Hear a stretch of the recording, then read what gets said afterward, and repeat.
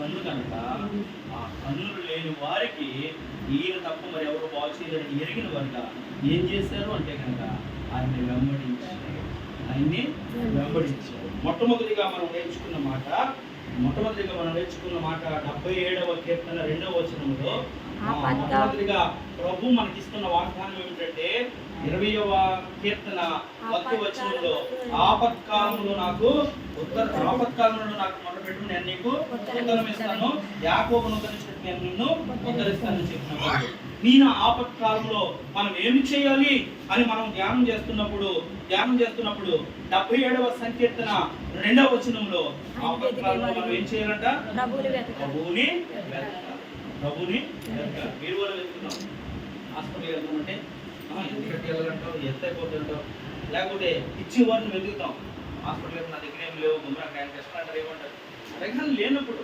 కానీ ముందుగా ప్రభువా పరిస్థితి ఇది కదా, నువ్వు ఎవరితో సిద్ధపరిచావో ఎక్కడికి నడిపిస్తున్నావో అని ప్రభువుని వెతకాలి. ఆపత్కాలంలో ప్రభువుని వెతకాలి. రెండవదిగా ఆపత్కాలం ముందు ఏం చేయాలంట? దేవుణ్ణి వెంబడించాలి. వెంబడించడం అంటే వెతకడం అంటే ఏంటి? వెతకడం అంటే దొరికేదాకా వెతకడం కదా, అంటే సహాయం వచ్చేదాకా కూడా ఆయన్ని వెతకడం. వెంబడించడం అంటే ఆయన తప్ప మనకి ఇంకెవరు చేయలేరని వేరే మార్గాన్ని ఎంచుకోము. కుడికి కానీ ఎడమకు కానీ ఎంచుకోము. ఇంకా వేరే మార్గంలో సహాయం లేదు, వేరే మార్గంలో ఆధారం లేదు. ఈ గుడ్డువారు అదే కదా, వేరే మార్గంలో అయితే మాకు ఇంకా పని అవ్వదు. అందుకని ఆయన్నే వెంబడించారు. అంటే ఆపత్కాలము కొన్ని పర్యాయాలు ఎలా వస్తుంది అంటే కనుక మన గుడ్డువారు ఎలా వెళ్ళారో తెలియదు కానీ చూపును పొందారు. కన్నులున్న వారు లక్షల జనాభా వస్తున్నారండి. ఐగుప్తు చెర నుండి దేవుడు మోషేను నాయకుడిగా పంపించి విడిపించి నడిపిస్తూ ఉన్నప్పుడు వారికి పగలు మేఘస్తంభముగా, రాత్రి అగ్నిస్తంభముగా తోడుగా ఉన్నాడు. వెళ్ళండి అని చెప్తున్నాడు. నడుస్తున్నారు. ఎక్కడ మేఘం ఆగితే లేకపోతే ఎక్కడ ప్రభు ఆగమంటే అక్కడ ఆగుతున్నారు. అలా నడుస్తూ ఉన్నప్పుడు ఎర్ర సముద్రం వచ్చేసింది. ఎర్ర సముద్రం దేవుడు వెనకాల నడిపిస్తున్నాడు, ఎదురు నడిపిస్తున్నాడా? సైన్యం ఉంటుందండి. సైన్యానికి రాజు వెనకాల ఉండాలి, ఎదురు ఉండాలా? అదే కదా సైన్యానికి బలం, సైన్యాధిపతి కదా సైన్యానికి బలం. పిలుకోళ్ళ వెనకాల ఉన్నాడు అనుకో, అధికారి మా బలమైన ఏదో కనపడలేదు, నేను కూడా బెదిరిపోయే కదా. వీళ్ళు కూడా గుడ్డోళ్ళు కూడా ముందేళ్ళిపోయి కూర్చున్నారా లేదా వెనకాల వెంబడించారా? అలాగే దేవుడు మేఘస్తంభంగా అగ్నిస్తంభంగా ఎదరు నడుస్తూ ఉంటే ఇశ్రాయేలు ప్రజలు వెనకాల నడుస్తూ అటు వెంబడిస్తూ ఎర్ర సముద్రం వచ్చేసరికి అడ్డం తిరిగేశారు. ఎర్ర సముద్రం వచ్చేసరికి నడిపించుకొచ్చిన మోషేని చూసి ఏంటి ఐగుప్తులో సమాధులు లేవనా మమ్మల్ని ఇక్కడ చంపుతానికి తీసుకొచ్చావా? మేము అవసరమైతే పరువు కాళ్ళెట్టేసుకుంటాం. మమ్మల్ని తరుగుతూ వస్తున్న పరువు కాళ్ళెట్టేసుకుని ఆ బానిసత్వమైనా పర్లేదు, బతుకు బాగోపోయినా పర్లేదు, తింటాకి గింజలు లేకపోయినా పర్లేదు, ఆ మట్టిలోనే ఆ ఇటుకలు చేసుకుంటేనే మళ్ళీ బతికేస్తాం, వెనక్కి తిరిగేద్దాం అంటున్నాడు. ఎర్ర సముద్రం వచ్చేసరికి అంటే ఏం చేస్తున్నారు? దేవుడు మేఘస్తంభంగా అగ్నిస్తంభంగా ముందు నడుస్తూ ఉంటే వెంబడించడం మానేసి ఆగిపోదాం అనుకుంటున్నారు. చదవండి నిర్గమాకాండ చదువుతుంది 13వ వచనం కానీ చదువు 16వ వచనం దాకా. అందుకు మోషే భయపడకుడి, యెహోవా మీకు నేడు కలుగజేయు రక్షణను, యెహోవా నేడు ఈ రోజు మీకు కలుగజేయే రక్షణను ఓరకనే నిల్చుని కన్నులారా చూడండి. చదువు. మీరు నేడు చూచిన ఐగుప్తీయులను ఇక మీదట మరి ఎన్నడూ చూడరు. యెహోవా మీ పక్షముగా యుద్ధం చేయును. దేవుడు చేస్తున్నాడు. మనకు తెలియదు, మనం గ్రహించుకోము. అయ్యి బాబు వీళ్ళందరినీ మేమే చేయించాలి, ఎర్ర సముద్రంలో ఏదగలమాలంటే ఎర్ర సముద్రంలో చచ్చిపోతామా అని ఆ సముద్రానికి వస్తున్నారు. సముద్రానికి చదువు. మీరు ఊరకయే ఉండవలనని ప్రజలతో చెప్పాను. అంతలో యెహోవా మోషేతో, నీవెలా నాకు మొరపెట్టుచున్నావు? సాగిపోవుడి అని ఇశ్రాయేలుతో చెప్పుము. నీవు నీ కర్రను ఎత్తి ఆ సముద్రం వైపు నీ చెయ్యి చాపి దాన్ని పాయలుగా చేయుము. అప్పుడు ఇశ్రాయేలీయులు సముద్రము మధ్యను ఆరిన నేల మీద నడిచిపోవుదురు. ఇదిగో నేనే ఐగుప్తీయుల హృదయములను కఠినపరచుదును. వారు వీరు దేవునికి స్తోత్రం. అర్థమైంది కదా? ఎర్ర సముద్రం వచ్చేసరికి వెంబడించవలసిన ప్రజలు ఏమైపోయారంట? ఆగిపోయారు. మనం చదివిన అధ్యాయం 13వ వచనం ముందు చదువుకుంటే మోషే మీద చదువుతున్నారు. ఇక్కడ చదువుకుంటాక సమాధులు లేవని అక్కడ ఇక్కడ తీసుకొచ్చామని చెప్తున్నారు. అయితే మనం నేర్చుకుంటున్న ధ్యానం చేస్తున్న రెండవ మాట ఏంటో తెలుసా? ఆపత్కాలంలో మొదటిగా ఆయన వెతికేవారుగా ఉంటే ఆపత్కాలం వచ్చినప్పుడు ఎర్ర సముద్రం అంటే అపాయం వచ్చినప్పుడు ఆయన వెంబడించా. రెండోది ఏం చేయాలి తెలుసా? ఆయన వెంబడించాలి. ఎటువంటి పరిస్థితి అయినా చివరికి తీసుకుపోయి శరసాల్లో పెట్టేసిన ఆయన వెంబడించడము భక్తులు ఆపలేదు. తీసుకుపోయి సింహాల భూమిలో వేసేసిన ఆయన ప్రార్థన చేయడము మానలేదు. పర్టికులర్ అగ్నిగుండంలో విడిచేసిన ఆయన వెంబడించడము మానలేదు. అందుకు ఫలితం ఏం దక్కింది అంటే కనుక సింహాలు చిన్న అని కూడా చేయలేదు. అగ్ని వాసన వారిని అంటుకోలేదు. అంటుకుందా? అంటే ఎందుకు అంటే కనుక వారు వెంబడించడము మానలేదు. నేను ఏం చేస్తామంటే అప్పుడే 7 వారాలు బట్టి వెళ్తున్నాను లేదా ఎక్కడో విశాఖ ప్రాంతాన్ని అక్కడ కూడా వెళ్ళలేదు, అది ఇదిగో ఇక్కడ కూడా వెళ్ళలేదు అన్నీ చెప్పుకుంటాం. ఎక్కడెక్కడికో వెళ్ళవలసిన పని ఏంటి? అన్ని వెంబడించిన దేవుడు అంటూ ఉంటే విజయర్ గారిని వెంబడించిందని చెప్తున్నాడా? లేదా పలానా సేవకుని వెంబడించిందని చెప్తున్నాడా? వాక్యమైన నన్ను వెంబడించండి. ఎక్కడెక్కడికో ఎవరెవరన్నా వెంబడించవలసిన అవసరమో లేదు. ఎప్పుడు అంటే కనుక అన్ని బాగున్నప్పుడు అందరూ ఉంటారు. నీకు అవసరం వచ్చిన అపాయం వచ్చినప్పుడు ఆపత్కాలం వచ్చినప్పుడు నన్ను వెంబడించుకుంటున్నాడు దేవుడు. అలా వెంబడించకుండా ఎవరెక్కడో వెంబడిస్తున్నావు, ఎక్కడెక్కడో వెతుకుతున్నావు. అందుకనే సూటిగా స్పష్టంగా నీతో నాతో ఈ నేటి దినాన్ని దేవుడు మాట్లాడుతున్న మాట ఏంటో తెలుసా?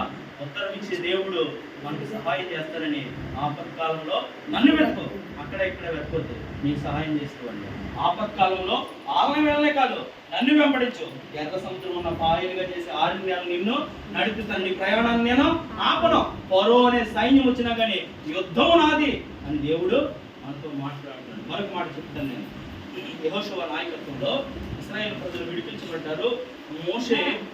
మోషే యాత్ర ముగించిన తర్వాత దేవుని దగ్గర పిలువబడిన తర్వాత నాయకుడిగా యెహోషువను అభిషేకించిన తర్వాత ఇశ్రాయేలు ప్రజలు నడిపిస్తూ ఉంటే యెహోషువ వారికి స్వాస్థ్యాలు ఇచ్చిన తర్వాత ఆ యోర్దాను నాటిన తర్వాత మొట్టమొదటిగా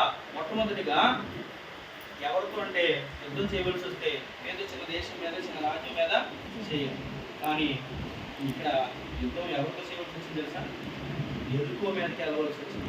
ఎరుకో అనేది చరిత్ర కలిగిన బైబిల్ స్కాలర్లు చెప్తున్నారు 10,000 సంవత్సరాల చరిత్ర కలిగిందంట. 10,000 సంవత్సరాలు. అటువంటి చరిత్ర కలిగిన ఎరుకో మీదకి వెళ్ళాలి. ఎరుకో మీదకి వెళ్ళాలంటే ఏముంది తెలుసా? ఎరుకో చుట్టూ ప్రాకారం ఉంది. మన ఇంటి చుట్టూ కాంపౌండ్ వాళ్ళు కట్టుకున్నట్టు ఎరుకో ప్రాంతం చుట్టూ ప్రాకారం ఉంది. ఎటువంటి ప్రాకారం తెలుసా? ఆ ఎరుకో గోడ మీద రథం వేసుకుని వెళ్తే 6 గుర్రాలు పరిగెత్తగలిగిన వెడల్పు, 6 గుర్రాల రథము దాని మీద వెళ్ళిపోతుంది. అదే 6-7 ఏనుగులు దాని మీద నడిచి వెళ్ళిపోయేంత బలమైన గోడ. ఇంకా చెప్పాలంటే ఆ గోడ మీదే రాహాబు అనే ఆవిడ ఇల్లు కూడా కట్టుకోదని రాయబడింది.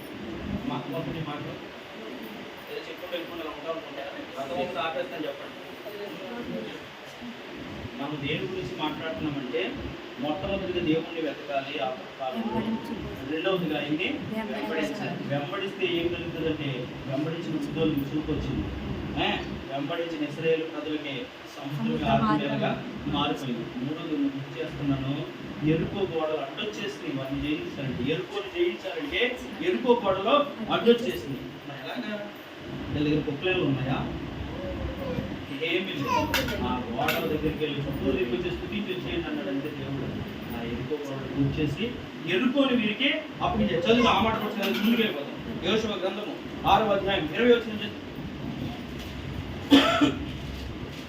యాజకులు బోరలు ఊదగా ప్రజలు కేకలు వేసి ఆ బోరల ధ్వని వినినప్పుడు ప్రజలు ఆర్భాటంగా కేకలు వేయగా ప్రాకారములు కూలెను.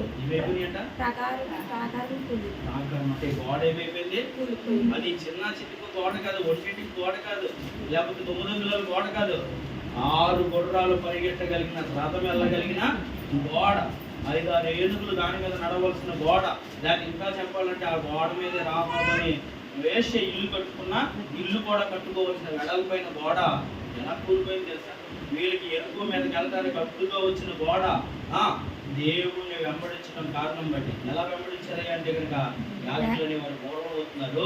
ఇశ్రాయేలు ప్రజలు దేవుని స్తుతిస్తూ ఆర్భాటంగా ప్రభుకి స్తోత్రాలు చెప్తున్నారు.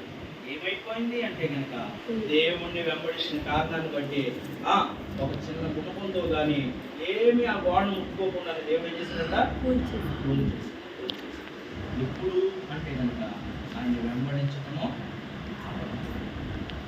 ఆయన్ని వెంబడిస్తే కనుక ఎంత సముద్రం లాంటిదైనా పాయలుగా అయిపోతే ఎరుకోగంటు గోడలైనా కూలిపోతాయి. పాడుతున్న పాటలో కూడా ఆ పదాలు వచ్చినాయి కదా, సముద్రమే ఎదురైన ఎరుకో గోడల ముందున్న సైన్యములకు అధిపతి యెహోవా అంటే రెండవదిగా మనము ధ్యానం చేసుకున్న మాటలో గ్రహించి నేర్చుకోవాల్సిన విషయము, మన హృదయాల్లో దాచుకోవాల్సిన విషయం ఏంటి తెలుసా? మొట్టమొదటిగా ఆయన్ని వెతికే వారిగా ఉంటే, రెండవదిగా ఆయన వెంబడించే వారిగా ఉండాలి. మీద ఆయన పిల్లలుగా ఉన్న మనము బ్రతుకును క్రీస్తే చావైతే లాభం చెప్పిన పౌలు వలె చివరి వరకు గురు యొద్దకు చేరే వరకు కూడా మన ఈ యాత్రలో కుడికి కానీ ఎడమకు కానీ తొలగిపోయే వారిగా ఉండకూడదు. నెల సంవత్సరంగా ఉందని ఏమంటున్నారంటే మళ్ళా బానిసత్వంలోకి వెళ్ళిపోతున్నారు. ఒకవేళ నీకు సమస్య వచ్చిందని సమస్యను చూసి భయపడి మళ్ళా వెనుదిరిగే వ్యక్తిగా నీవు ఉండొద్దు. అటువంటి సమస్యలంటే సముద్రాన్ని చేర్చగలిగిన వాడు, అటువంటి సమస్యలంటే గోడలను పోల్చగలిగిన వాడు నీవు నిన్ను ఆరాధిస్తున్న దేవుడు. అందుకనే చివరి వరకు విజయం పొందే వరకు కూడా రెండవదిగా మనం ఆయన వెంబడించే వారిగా ఉన్నారు. మూడో మాట చెప్పిన వాక్యాన్ని ముగిస్తాం, చదువుతాం. కీర్తన గ్రంథం 86వ అధ్యాయం 7వ వచనం. నీవు నాకు ఉత్తరమిచ్చువాడవు కనుక నా ఆపత్కాల మందు నేను మొరపెట్టుదును. మొరపెట్టమంటే ఏంటి? దేవుని స్తోత్రం. మొరపెట్టడం అంటే ప్రార్థన. అంటే మూడవదిగా ఆపత్కాలంలో మనం ఏం చేయాలంట? మొరపెట్టాలి. మొట్టమొదటిగా వెతికే వారిగా ఉంటే ఎవరు సహాయం చేస్తారంటే దేవుడే. రెండవదిగా ఎవరిని ఫాలో చేయాలి అంటే కనుక దేవుణ్ణే వెంబడించాలి. మూడవదిగా ఎవరికి చెప్పుకోవాలి అంటే కనుక దేవుడే. అది ఎలాగా అంటే కనుక ప్రార్థించి అది కనుక చేసి ఉంటే కనుక ఈ 3 విషయాలు మన జీవితంలో ఉంటే కనుక ఎటువంటి సమస్య అయినా చెప్పవలసిన ఆయనతో చెప్పేస్తాం, విజయం ఇచ్చేవారిని వెంబడిస్తాం. ఎవరి దగ్గర అయితే దొరుకుతుందో ఆయన దగ్గరే అదే చెప్పినాడు, వెతకుడి మీకు నేను దొరుకుతాను. వెతకితే మనకి ఆయన్ని ఎప్పుడు వెతకాలి అంటే కనుక సమస్యలో కూడా వెతుకు, నేను సిద్ధంగా ఉంటాను. అనారోగ్యంలో వెతుకు, నీకు స్వస్థత ఇస్తానికి నేను సిద్ధంగా ఉంటాను. లేకపోతే నీకు ముందు పెద్ద సమస్యలు వచ్చినప్పుడు నన్ను వెంబడించు, నీకు విజయాన్ని. మూడవదిగా ఆయన్ని అడిగేవారు కనుక మొదలుపెట్టేవారుగా ప్రార్థించేవారు. ఎప్పుడు ఆపత్కాలం. దేవుడు ఏం చెప్తుంది తెలుసా? అన్నీ ఉన్నప్పుడు అందరూ చుట్టాలే కదా, అన్నీ ఉన్నప్పుడు అందరూ బంధువులే. నేను బీరకాయ పీసి మర్చిపోయేవా? మీ మామతాలు మీ తాతాలు కానీ అందరూ వస్తారు, అన్నీ బాగుంటాయి. లేకపోతే బలం ఉందనుకో వాడు ఎవడరా మావాడు అంటాడు. పదవి ఉందనుకో, అధికారం ఉందనుకో మా ఇంటి పేరుడు కదా. లేకపోతే స్థితిగతులు బాగున్నాయనుకో, ఊళ్ళో ఉన్న వాళ్ళు ఎవరు అనుకుంటున్నావు మా మేనల్తో. ఇలాగా అన్నీ ఉన్నప్పుడు అందరూ వస్తారు, మావాడని చెప్తారు. ఆపత్కాలంలో ఎవరికి చెప్పుకున్న మనల్ని పట్టించుకోరు. అదే దేవుడు నీకు నాకు తెలుసా? మనుషుల పద్ధతులు ఎలా ఉన్నాయి నువ్వు చూసే కదా. ఇక్కడ నుంచి నీకు ఆపద వచ్చినప్పుడు ఆపత్కాలంలో నాకు చెప్పుకోండి, నాకు మొరపెట్టు అంటున్నాడు. ఒక మాట చెప్పేసిన వాక్యాన్ని ముగిస్తుంది. ఒక ఆయన ఆపత్కాలం వచ్చినప్పుడు మొదలు పెడితే ఏం కలిగిందో నేను చూపించేసి ముగిస్తాను. మనం చదివిన మాట 86వ అధ్యాయము కీర్తన గ్రంథము 7వ వచనంలో ఏం చెప్తున్నాడంటే ఆపత్కాలంలో నాకు మొరపెట్టుము అని చెప్తున్నాడు. చదువు. చాలా అది చదివాం కదా, ఉత్తరం ఇస్తానని చెప్తున్నాడు కదా. ఒక ఆయనకి ఆ సమాధానం ఇచ్చాడు. ఎటువంటి ఆపద వచ్చిందో, ఎటువంటి ఆపద సమయంలో మొర పెడితే సమాధానం వచ్చిందో నేను చూపించేస్తాను. రాజుల రెండవ గ్రంథం 20వ అధ్యాయం మొదటి నుంచి చదువు. రాజుల 2వ గ్రంథం 20వ అధ్యాయం. ఆ దినములలో హిజ్కియాకు మరణకరమైన రోగము కలుగగా ఆమోజు కుమారుడు ప్రవక్తయైన యెషయా అతని యొద్దకు వచ్చి, నీవు మరణమవుచున్నావు, నువ్వు చచ్చిపోతున్నావు, బ్రతుకవు కనుక చెప్పగా ఏమని చెప్పాడట? చూడండి ఏమని చెప్పాడు? నువ్వు బ్రతుకో, నువ్వు మరణం అయిపోతుంది. హిజ్కియా కూడా వచ్చింది ఏంటో తెలుసా? క్యాన్సర్ వ్యాధి వచ్చింది. హిజ్కియా క్యాన్సర్ కనిచేసిందండి కదా, కంటి క్యాన్సర్ కంటి. అదేమో మామూలుగా ఉందానికి ఆ రాజు కాబట్టి వైద్యం చూపించుకుంటాడు, చేసుకుంటాడు. అయితే గుండు పగిలిపోయే వార్త ఏంటో తెలుసా? ఒకవేళ ఎవరన్నా చెప్తే నమ్మకపోతుందేమో, లేకపోతే ఈ వైద్యులే చెప్తే ఇంకో మంచి వైద్యుల దగ్గరికి వెళ్తురేమో. ఎవరు చెప్పారు తెలుసా? వచ్చి ఆమోజు కుమారుడు ప్రవక్త అయిన యెషయాకు దేవుడు పంపించాడు. ప్రవక్త మాట కొట్టివేయడానికి లేదు, నా సేవకుని మాట నేను రూఢిపరుస్తాను అంటున్నాడు దేవుడు. అందుకనే సేవకుని పంపించి లేదా ప్రవక్తను పంపించి చెప్తున్న మాట ఏంటో తెలుసా? హిజ్కియా నీ పని అయిపోయింది, నీవు బ్రతకో. ఒక ఇన్ని వైద్యాలు చేయించుకుంటున్నావు కదా, నీ రోగానికి నివారణ లేదు, నువ్వు చచ్చిపోతావు అని ప్రవక్త చెప్పినప్పుడు ఆపత్కాలం వచ్చేసింది. ఏమొచ్చింది? మరణం అనే ఆపత్కాలం వచ్చేసినప్పుడు హిజ్కియా ఏం చేశాడు? కిందకి చదువు. అతడు తన ముఖము గోడ తట్టు తిప్పుకొని సత్యముతో నీ సన్నిధి నేను ఎట్లు నడుచుకుంటును, యెహోవా యథార్థ హృదయుడుగా నీ సన్నిధిలో నీ సత్యమును అనుసరించి నేను ఎలా నడుచుకుంటునో నువ్వు ఎరుగుదువు కదా, నువ్వు చూస్తున్నావు కదా. చదువు. నీ దృష్టికి అనుకూలంగా సమస్తమును నేను ఎట్లు జరిగిస్తును, ప్రభుతో జ్ఞాపకం చేసుకొని మరి ఇశ్రాయేలు కన్నీళ్లు విడిచుతూ యెహోవాను ప్రార్థించెను. యెషయా నడిపి శాసనంలో నుండి అంటే ఇంకా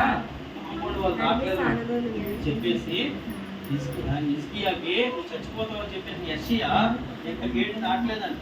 గేటు దాటకుండానే వెంటనే గోడ తట్టు తిరిగి కన్నీళ్లు విడిచిన ప్రార్థన ఆలకించేసిన దేవుడు, ఆపత్కాలంలో మొర విన్న దేవుడు, మరణమైపోయి చచ్చిపోతావని కౌరు పంపించిన దేవుడు మనసు మార్చుకుని యెషయా కృంగిపోతున్నాడు. నా కుమారుడు చేసిన మనవి, నా కుమారుడు చేసిన విజ్ఞాపన, లేక నా కుమారుడు ఆపత్కాలంలో పెట్టిన మొర నాకు ఇష్టమైంది కనుక వెళ్ళు, మళ్ళా వెళ్ళి ఆపత్కాలంలో భయపడదు. ఆపత్కాలంలో నీ మొర నేను అంగీకరించాను కనుక చనిపోతా 7 దినంతో నీ ఆయుష్ ఉంచుకున్నాను నేనే, మరలా నీకు 15 లక్షల ఆయుష్ ఇస్తాను. ఆయుష్ని ఏం చేశారంట? మాటల కిందకి చదువుకుంటే ఆయుష్ను పొడిగించాడు. ఏ మాట అయితే చెప్పి వెళ్ళిపోతున్నాడో ఆ మాట అంజూరపు కాయల్ని బాగా నూరి మందు తయారు చేసి ఆ గడ్డ కట్టాడు. ఆ క్యాన్సర్ గడ్డ పోయింది. ఈ మూడవ మాటగా మనం ధ్యానం చేస్తున్న మాట తెలుసా? మొట్టమొదటిగా దేవుడు చెప్పినాడు, ఆపత్కాలంలో నన్ను వెతుకుని నీకు దొరుకుతాను. ఆపత్కాలంలో నీకు ఎటువంటి ఆపద నన్ను వెంబడించు, నీ ప్రయాణం ఆగిపోకుండా నేను చేరవలసిన గమ్యానికి ఎటువంటి పరిస్థితి వచ్చినా, ఎర్ర సముద్రమైన ఎరుకో గోడలైనా నన్ను వెంబడిస్తే నేను నడిపిస్తాను. ఆపత్కాలంలో ఒకవేళ మరణం అంటే రోగమే వైద్యులు చెప్పే చేతులు ఎత్తేసిన నాకు మొరపెట్టు. హిజ్కియాను స్వస్థపరిచినట్టు హిజ్కియా ఆయుష్ పొడిగినట్టు నీకు కూడా మూడు విషయాలు మనము ధ్యానం చేస్తాం. మనుషుల కంట, మరొకసారి వాక్యాన్ని గుర్తు చేస్తున్నాము, మనుషుల కంట విచారాలు, వేదనలు, ఎవరికి చెప్పుకోలేని బాధలు అంతరంగాల్లో ఉంటాయండి. కొన్ని మాత్రమే పంచుకోగలరు, కొన్ని పంచుకోలేము. ఒకవేళ నాకే జబ్బు ఉందనుకో, నాకు పలానా జబ్బు ఉండదు అని చెప్పుకుంటాడా? ఒంట్లో బాగుంటలేదు అంతే కదా. అదే దేవుడితో చెప్పుకుంటే, అదే దేవుడి దగ్గర అయితే చెప్పుకోవాలి. అందుకనే ప్రభు అన్నాడు మనుషులతో చెప్పుకోను, మనుషులతో చెప్పుకున్నా వారికి సహాయం చేయదు. అందుకనే నీ ఆపత్కాలంలో నన్ను వెతుకు. ఏదో స్పెషలిస్ట్ ఉన్నారో లేకపోతే ఎవడో సహాయం చేస్తాడో లేదా ఫలానికి వెళ్ళిపోతే జరిగిపోతే అని కాదు, నన్ను వెతుకు. నన్ను వెతికితే నేను నీకు దొరుకుతాను. రెండోది ఏమంటే తెలుసా, ఆపత్కాలంలో నువ్వు ఆగిపోయి భయపడిపోయి ఆ ఇబ్బందిని చూసి స్టే అయిపోవాల్సిన అవసరం లేదు. నీ ప్రయాణం ఆగకుండా నన్ను వెంబడిస్తే కనుక, నన్ను ఫాలోఅప్ చేస్తే కనుక దేవుడు తెలుసా, నేనే మార్గమును, నేనే సత్యమును, నేనే జీవమును. I'm the way, I'm the truth, I'm the ఫైనల్గా ఆయన చెప్పినట్టే జీవమును అంటారు. జీవమును అంటే ఆయన మార్గంలో ఏం చేస్తాడంట, నేను ఆగిపోను. ఎక్కడ దాకా ఎన్ని దాకా ఆగిపోయినప్పుడు అంటే కనుక ఈ లోకంలో మానవుడికి ఆయుష్ కొంతకాలం ఉంటుంది. అది ముగిసిన తర్వాత కూడా యుగేగాలు జీవించి నిత్యరాజ్యం చేర్చే వరకు కూడా ఆయన ఆగిపోను. ఎప్పుడు అంటే కనుక ఆపత్కాలంలో ఆయన్ని వెంబడించినప్పుడు. మూడవదిగా ఏంటన్నా అవుతున్నారు, ఆపత్కాలంలో ఆయనకు మాత్రమే చెప్పుకుంటే, ఆయనకు మాత్రమే మొరపెడితే, ఆయన మాత్రమే అడిగితే అది మరణకరమైన రోగమైనా కానీ దేవుడు నిన్ను ఈ మూడు విషయాల్లో నిజంగా దేవుని మీద నువ్వు ఆధారపడే వ్యక్తిగా, ఆయన్నే వెతికే వ్యక్తిగా, ఆయన్నే వెంబడించే వ్యక్తిగా, ఆయనకే మొరపెట్టే వ్యక్తిగా ఉంటే కనుక ఈ మాటలు చెప్పించిన దేవుడు పక్షపాతం లేనివాడు. పరిశుద్ధ గ్రంథంలో చేసిన అద్భుతాలు మన జీవితాల్లో కూడా చేస్తాడు. పరిశుద్ధ గ్రంథంలో చూసిన వ్యక్తుల జీవితాల్లో చేసిన గొప్ప కార్యాలు మన జీవితాల్లో కూడా చేస్తాడు. అలా చేయడానికి అవి పొందుకోవడానికి పరిశుద్ధాత్మ దేవుని సహాయ సన్నిధి మనందరికీ అనుగ్రహించబడును గాక. దేవుడి ఈ మాటలు మనందరి విలువలో దీవించి ఆస్వాదించును గాక.